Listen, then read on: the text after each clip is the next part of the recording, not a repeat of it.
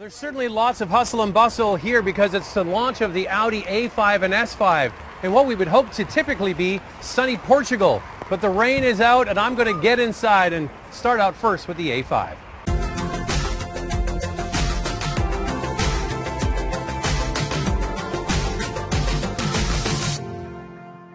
Well, I got to tell you, I've been up to my eyeballs in Audis and Mercedes lately. I've been driving the new C-Class coupe and cabriolet. I've had a chance to drive the new Audi A4, and I've had a chance to drive the new Audi S3 and A3. And here I am now in the A5. So what does all of that mean? Well, I think I want to kind of pull it all together for you. What we have is a new platform for the A5 that is shared obviously with the A4, and you get all of the same goodness. You get lighter platform, you get a new 7-speed dual-clutch automatic transmission and an upgraded 2-liter 4-cylinder with 252 horsepower. And what I wanted to kind of draw a comparison is between, say, the C-Class. It has less power than this car, and it doesn't feel as dynamic in my opinion. This car feels light and tossable and very easy to use. Not that the C-Class isn't a very good car, it is. It just feels kind of like a cog down from this car when it comes to the performance and handling aspects. Now the good news is, if you're going to buy an A5, you have the ability to use the Drive Select system, which means you can upgrade the suspension handling, also the steering, the transmission feel, all of that is available to you to kind of dial in exactly the kind of ride that you want. So here we are in Portugal driving through these twisty roads, and it really is a great test of what this car feels like, and it feels really well put together, smooth, and a really good all-rounder. So in comparison to that Mercedes-Benz, I think it's definitely more of a driver's car due to the fact that it has more horsepower.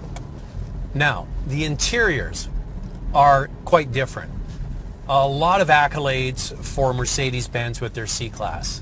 Sure, this car does not have maybe as dramatic a look as the C-Class, but the materials, the quality, the fit and finish, the way it's put together really is second to none. Add on top of that the virtual cockpit that's available on the highest trim level, and you have a dazzling display that replaces all the dials and gauges behind the steering wheel. So that's now migrating across the Audi family.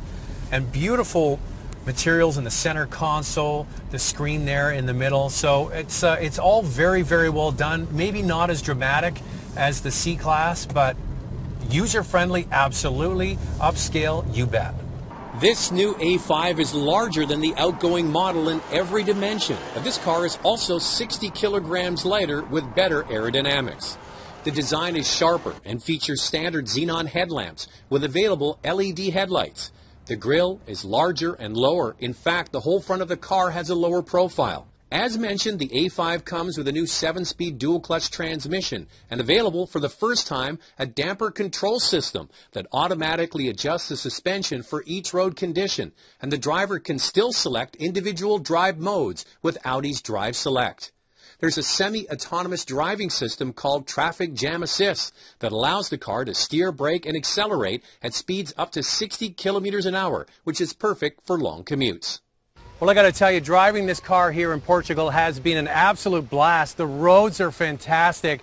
And the more I drove it, the more I came to appreciate what Audi's done here, especially like the 7-speed transmission. It's a dual clutch box, and it really does make this car feel lively, especially with 252 horsepower. It just grips so nicely. Another nice thing they've done is they've lowered the all-wheel drive system. The quattro system is a little bit lower. It gives it a much more hunkered down feel and look, which I definitely appreciate. The front of the car is definitely lower and more aggressive and very sharp lines. I would say Audi does this the best in the industry. These crisp lines are so razor sharp, and they're very hard to do on a technical level, and they've got that aced. Around the back's very cohesive as well. So overall, a nice polished, refined update for the A5, and it